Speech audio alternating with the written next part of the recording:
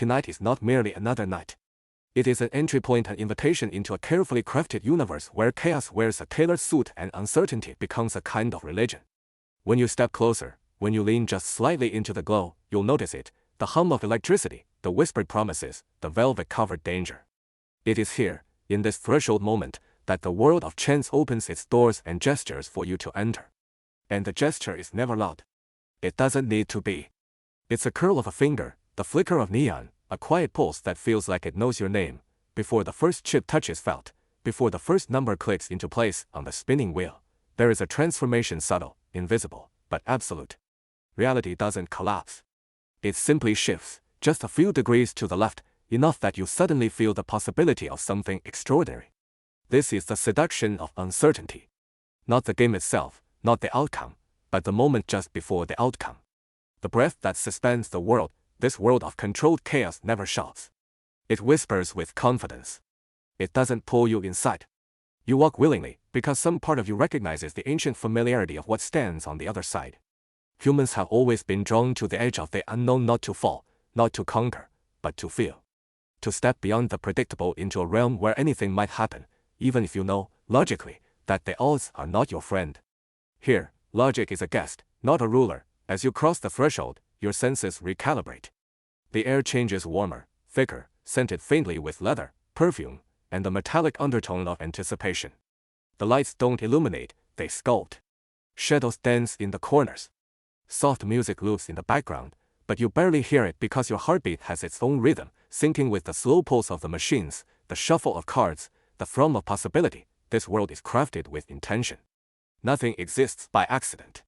The absence of windows, the missing clocks, the labyrinthian pathways, they're all invitations, subtle nudges to lose yourself, not completely, just enough to forget where you were before you step inside.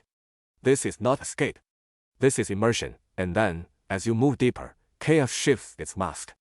What looked wild becomes orchestrated. What felt random now feels inevitable. You don't just enter a casino. You enter a ritual space, a modern temple built not of stone and incense but of probability and desire. The invitation is clear. Surrender to the moment, surrender to the thrill, surrender to the story unfolding under the glow of lights that never sleep tonight. You don't watch chaos. You walk beside it. You breathe it. You feel its hand brush yours and realize it is not here to consume you. It is here to show you something ancient, something human, something dangerous, and something undeniably beautiful. The invitation is already accepted. All that's left is to step forward, long before neon casinos, digital slots, or spinning roulette wheels. Chance was born in dust, fire, and fear inside the earliest civilizations of the ancient world. Humanity did not invent gambling to pass time. It emerged from something deeper, almost primal, the desire to communicate with the unknown. To understand fate. To ask the universe questions and hope it whispered back. Mesopotamia, the cradle of chance. About 5,000 years ago, instead of dice, early Mesopotamians used the knucklebones of sheep and goats, small, asymmetric bones polished smooth by hands that believed destiny lived within them. These bones were thrown not for entertainment but as a sacred dialogue with the gods. A farmer asking whether to plant seeds. A warrior asking if he would return home alive. A priest seeking permission to make a sacrifice. Every throw was a message they believed came directly from divine forces. Chance was not random, it was a coded language of the heavens. Then came a revolution, the oldest six-sided dice, carved from stone, clay, or bone. They were crude but powerful, the first human-made machines of randomness. For the first time, humans tried to manufacture fate. This was the moment when chance shifted from pure mysticism to a physical object, something you could hold, shake, roll, and blame. As Mesopotamia evolved, so did its games. Board games like the royal game of UR mixed luck with strategy, turning fate into entertainment and ritual into social competition. People weren't only asking the gods for answers anymore, they were testing each other, measuring courage, skill, and luck in the same breath. When the idea of chance traveled westward, Egypt embraced it with elegance. Dice were carved into ivory, games were painted inside tombs, and even the dead were given gaming boards to use in the afterlife. Egyptians believed your destiny followed you beyond death, so your games did too, but it was the Greeks who transformed chance into philosophy. They argued whether randomness even existed or whether the universe followed invisible patterns only the gods understood. Plato called dice instruments of foolish amusement, yet dice games spread in every marketplace, shipyard, and barracks. Then came Rome, where gambling was no longer a ritual or debate, it was a way of life. The Romans loved risk the way modern people love adrenaline. Dice games were everywhere, in bathhouses, on street corners, inside military camps, and in the grand villas of senators. Alia Iacta, as the dice cast became more than a phrase, it became a symbol of irreversible choice. Roman dice were standardized. Rules formed. Wagers became more dangerous. Soldiers gambled their wages. Nobles gambled fortunes. Slaves gambled for freedom. For the first time in history, chance created winners and losers on a massive scale. So from the knucklebones of Mesopotamia to the polished cubes in Roman hands, chance evolved from sacred communication to human obsession, a force that shaped destiny, society, and the psychology of risk, and set the stage for the modern world of gambling we know today. As Europe entered the long, shadowed corridor of the Middle Ages, chance did not disappear, it simply went underground. The landscape had changed, kingdoms rose and fell, plagues swept across continents, and the Catholic Church became the most powerful institution in the Western world. With that power came rules, and with those rules came contradictions. Publicly, the Church condemned gambling as a sin, an act of moral decay that corrupted the soul and distracted believers from a life of virtue. Priests preached that fortune was a temptation of the devil, a whisper that pulled men away from the path of God. Dice were labeled instruments of vice. Wagers were called doors to damnation. And sermons across Europe thundered the same warning: chance leads to ruin, only faith leads to salvation.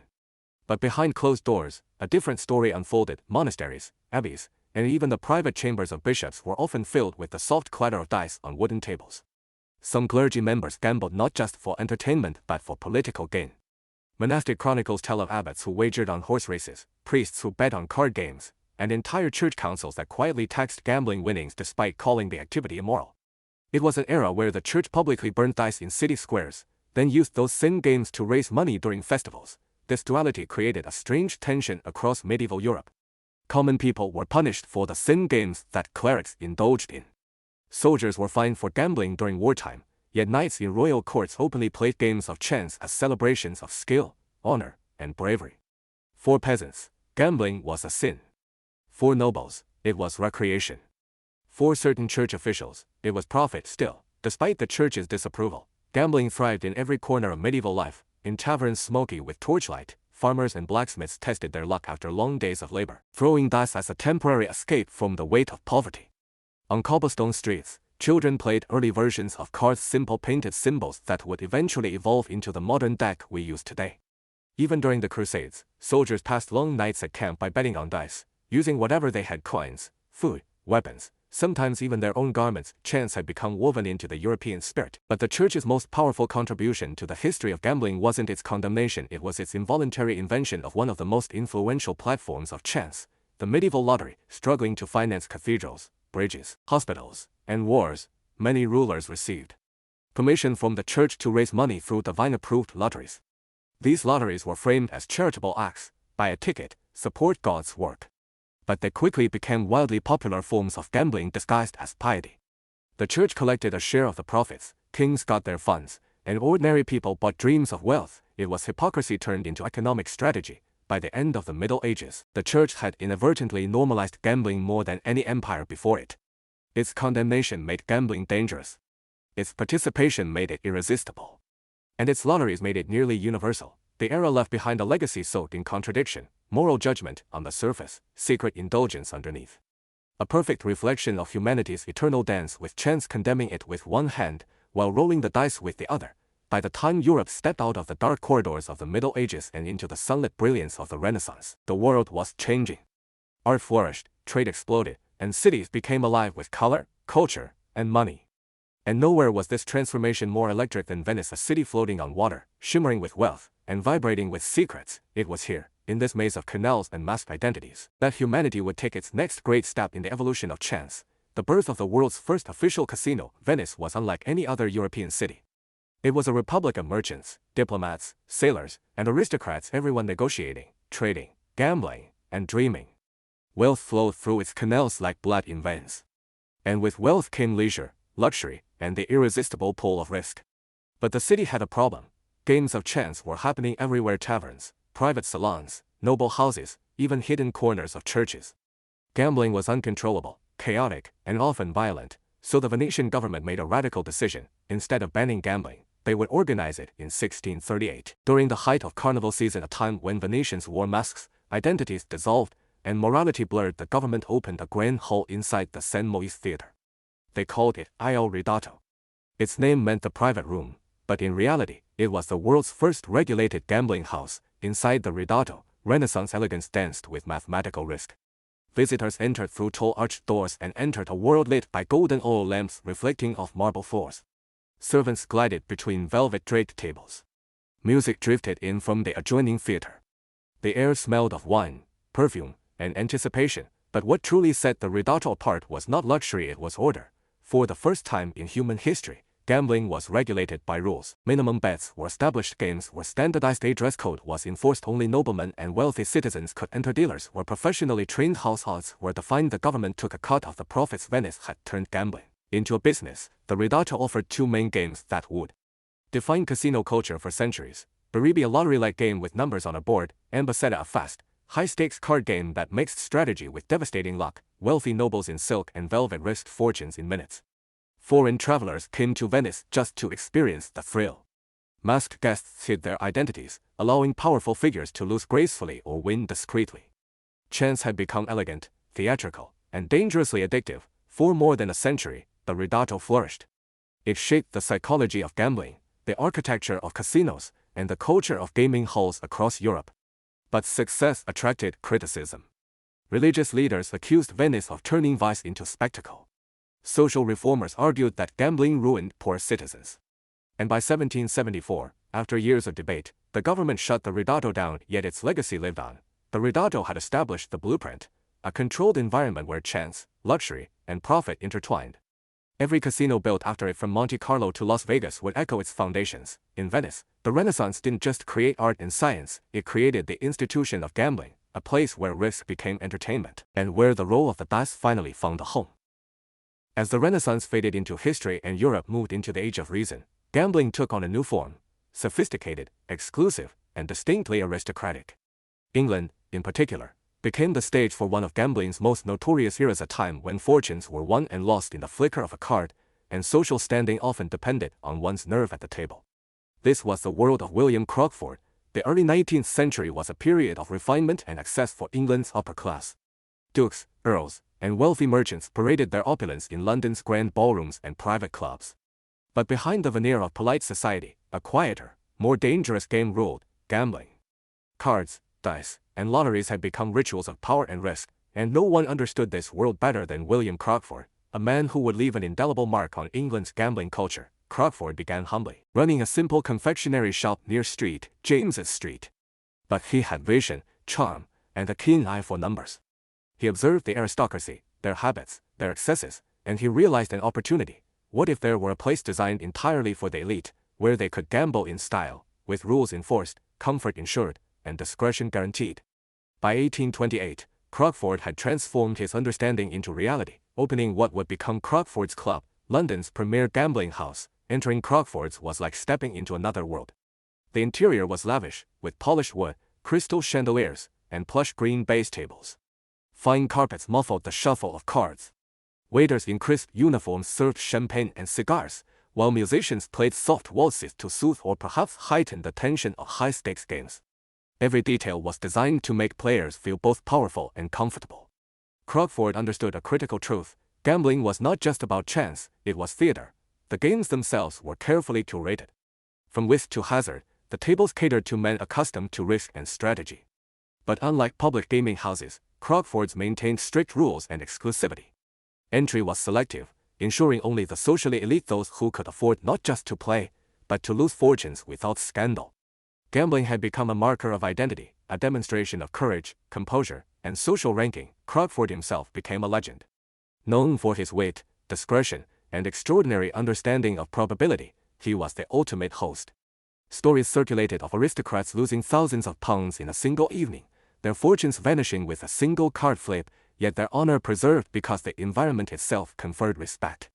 Crockford's Club was more than a casino, it was a social theater, where wealth, risk, and reputation intertwined inextricably. Yet, like all things built on risk, the era was fleeting.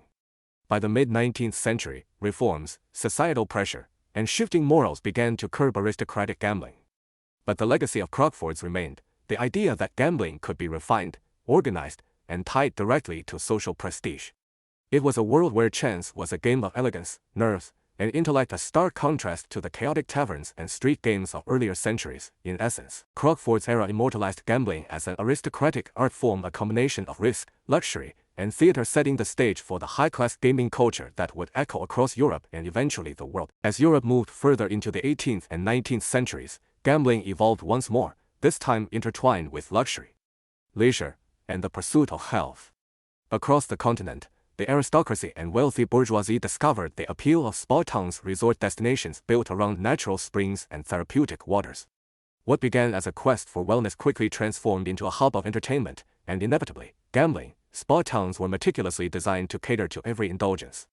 Elegant promenades lined with colonnades, gardens bursting with exotic flowers, and opulent hotels created a perfect backdrop for the rituals of the elite. Visitors would arrive to take the waters, strolling through sunlit parks or relaxing in thermal baths, yet the social calendar was never complete without games of chance. Gambling rooms, initially small and discreet, became central to the experience. They offered more than amusement, they were stages for social display, where fortunes could be made, reputations tested, and alliances forged.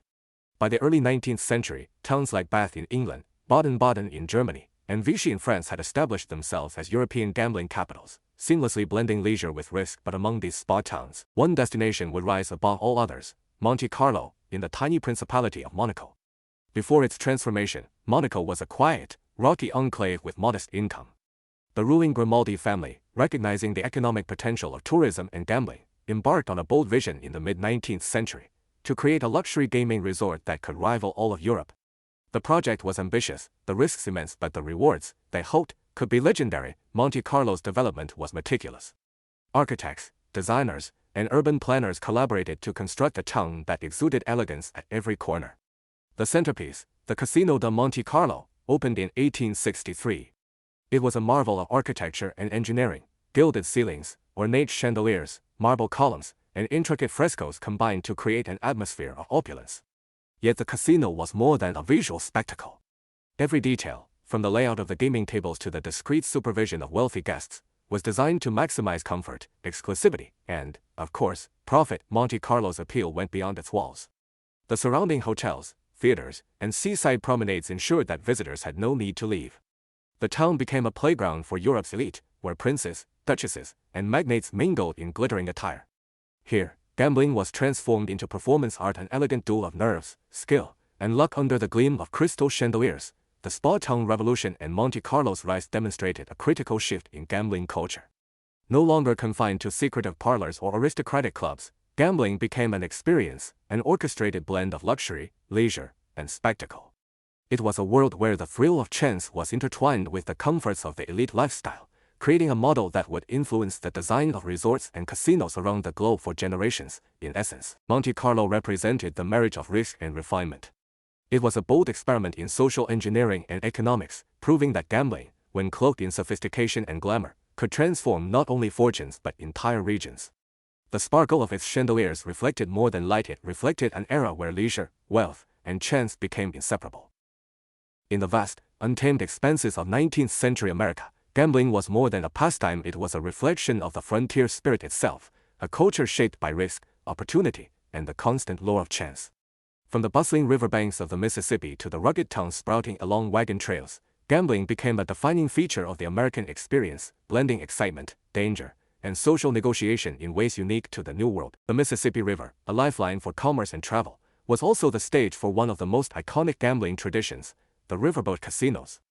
These floating palaces, with their ornate woodwork, polished brass, and elegant card rooms, drifted along the great river, carrying passengers seeking both transportation and the thrill of high-stakes games. Gambling on riverboats was egalitarian in a way few other forms were. Men from all walks of life, merchants, adventurers, and wanderers gathered around card tables, dice, and roulette wheels. The riverboats offered not only games but a theater of risk, where fortunes could change in a single hand, and reputations were forged as much by skill as by luck. As America pushed westward, gambling followed the frontier. Gold rush towns, cattle settlements, and newly established towns became natural hubs for saloons, which were often the social and economic center of a community. Inside these smoky, dimly lit establishments, men and women gathered to play poker, faro, and other games of chance. The saloon was more than a place to gamble, it was a space where news was exchanged, deals were struck, and the social order of the frontier was negotiated in the shadow of the spinning wheel or the shuffled deck. Gambling in these environments was a high-stakes affair, both literally and metaphorically. Without the structured regulations of Europe or the opulent settings of Monte Carlo, frontier gambling was raw, immediate, and sometimes deadly. Cheating, duels, and disputes were common, and yet, for many, the gamble represented a path to instant fortune and social mobility. A man could arrive penniless and leave wealthy or lose everything in a single night. This fluidity mirrored the broader American ethos of the time, where opportunity and peril existed side by side, and courage often counted as much as capital. Moreover, these frontier gambling traditions fostered a unique culture of ingenuity and showmanship. Dealers, croupiers, and gamblers alike became masters of psychological games, reading opponents' tells, bluffing with precision, and creating spectacles that entertained as much as they risked.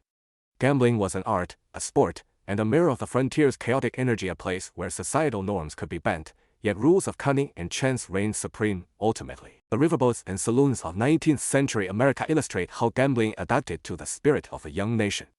It was a world untethered from centuries-old aristocratic codes, yet no less structured in its social theater. Risk was celebrated, luck was worshipped, and fortune awaited those bold enough to seize it.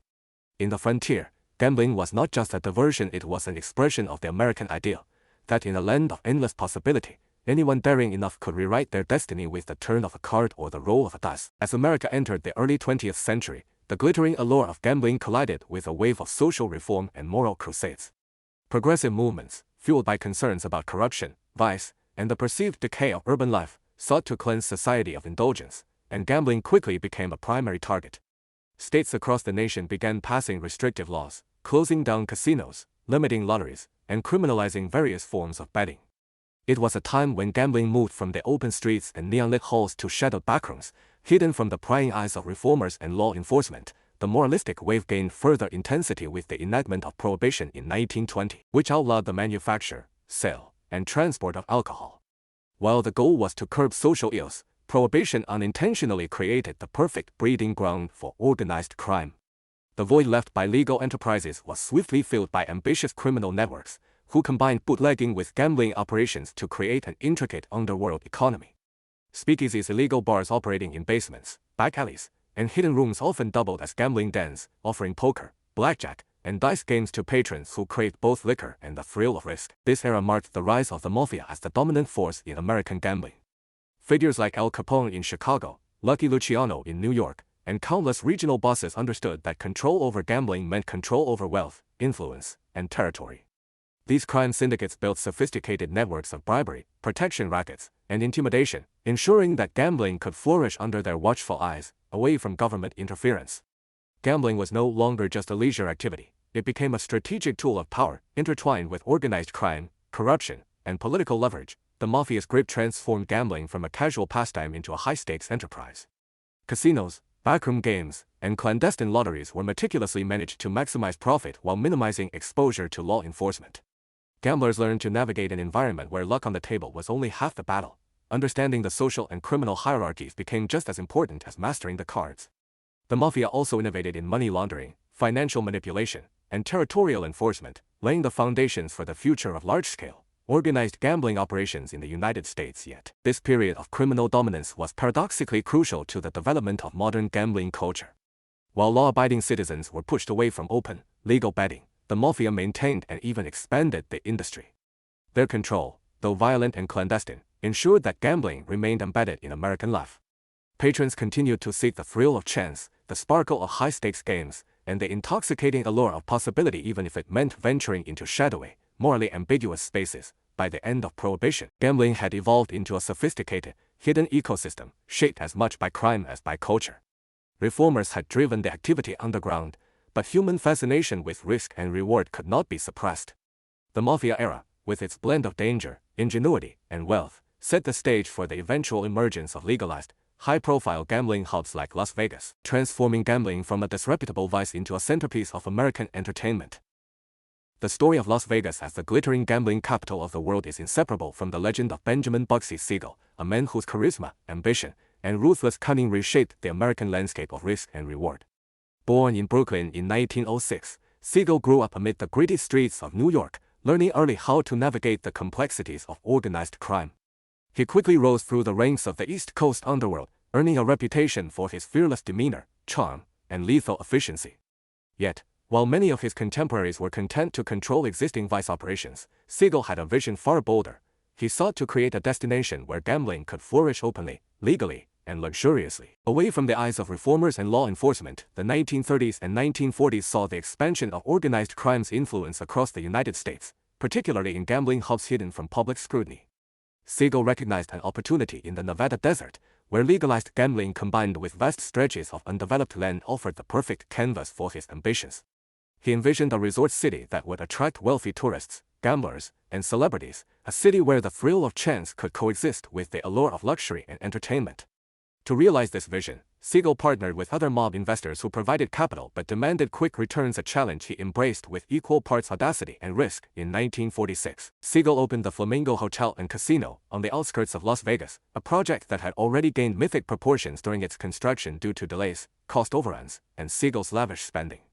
The Flamingo was unlike any gambling establishment that had existed before. Its architecture was sleek and glamorous, with a Hollywood-inspired aesthetic designed to dazzle visitors. It was not merely a place to gamble, it was an experience, offering fine dining, entertainment, and the glitz of celebrity culture. Siegel's vision effectively transformed Las Vegas from a sleepy desert town into a symbol of modern indulgence and high-stakes glamour, laying the foundation for the city's global identity. Despite its innovative design and cultural impact, the Flamingo's early financial performance was volatile. Investors grew restless, and rumors of mismanagement and connections to organized crime spread rapidly. Siegel's approach to gambling was audacious and, at times, reckless, blending risk with spectacle in ways that few had attempted. Yet, his instinct for marketing, atmosphere, and experience proved visionary. He understood that the future of gambling was not merely in the games themselves but in creating a destination that captured imagination, excitement, and aspiration. His model would become the blueprint for the resorts and casinos that eventually transformed Las Vegas into the entertainment capital of the world. Tragically, Siegel's life was cut short in 1947 when he was assassinated in Beverly Hills, a stark reminder of the perilous intersection of ambition, organized crime, and high finance. Yet, his legacy endured. Las Vegas continued to grow, guided by the principles Siegel championed: luxury, risk, spectacle, and the promise of fortune. He had taken the raw potential of the Nevada desert and forged it into a city synonymous with the thrill of chance, a place where the dreams of gamblers and entertainers alike could converge. Bugsy Siegel had not just built a hotel, he had birthed a cultural phenomenon that continues to define the world of gambling, risk, and modern entertainment. The transformation of gambling from a mob-driven enterprise to a corporate-controlled industry marked a pivotal moment in the evolution of casinos. By the late 20th century, Las Vegas and other gambling hubs had shifted from small, independently run casinos to massive corporate mega-resorts, driven by sophisticated business strategies, global investment, and an understanding of human psychology. This transition reshaped not only the architecture and scale of gambling destinations but also the way players were engaged, enticed, and retained. The rise of corporate ownership brought unprecedented capital and managerial expertise to the gambling world. Unlike the chaotic, personality-driven projects of Bugsy Siegel's era, modern casinos were designed with precision, blending luxury hospitality, entertainment, and high-tech gaming. Mega-resorts like the Bellagio, MGM Grand, and Venetian were built not just as gambling venues but as all-encompassing experiences, offering hotels, theaters, nightclubs, shopping centers, and fine dining. These establishments transformed the act of gambling into a holistic lifestyle choice, appealing to tourists, business travelers, and entertainment seekers alike. Corporations understood that profitability required more than simply offering games. It demanded curated experiences that kept visitors engaged for hours, days, or even weeks. Central to this new era was the application of behavioral psychology to gambling. Casinos became laboratories for understanding human decision-making, employing subtle yet powerful techniques to influence player behavior. Lighting, architecture, and sound were meticulously designed to create a sense of timelessness, encouraging guests to lose track of hours. Slot machines, table games, and loyalty programs were engineered to maximize engagement, leveraging principles like variable rewards, near misses, and social reinforcement. Casinos offered free drinks, entertainment, and cons to reward gambling behavior, subtly reinforcing the association between pleasure and risk-taking. In essence, every aspect of a modern casino is designed to stimulate dopamine release and prolong play, blending risk, reward, and sensory immersion into a finely tuned system. Globalization further expanded the corporate casino model. Major hotel chains and entertainment conglomerates recognized the international appeal of gambling, investing in destinations from Macau to Singapore. These expansions were guided by the same principles: mega-resorts that combined luxury, spectacle, and psychological engagement.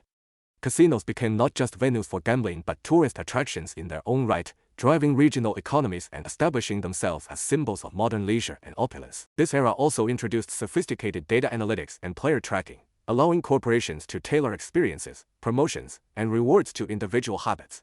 The result was an environment where risk felt personalized, immersive, and endlessly enticing. Unlike the mob-era casinos, where charisma and spectacle dominated, modern resorts rely on science, psychology, and strategic marketing to maintain profitability and customer loyalty. Ultimately, the corporate mega-resort model represents the culmination of centuries of gambling evolution, from Mesopotamian dice games to Renaissance Venetian casinos, from mob-driven glamour to psychologically engineered experiences that blur the line between entertainment and compulsion. Modern casinos are not just places of chance, they are carefully orchestrated arenas where human desire, risk, and reward converge, offering both the thrill of uncertainty and the illusion of control. By understanding both the economic and psychological dimensions of gambling, corporations have ensured that the allure of the casino remains as powerful, seductive, and omnipresent as ever.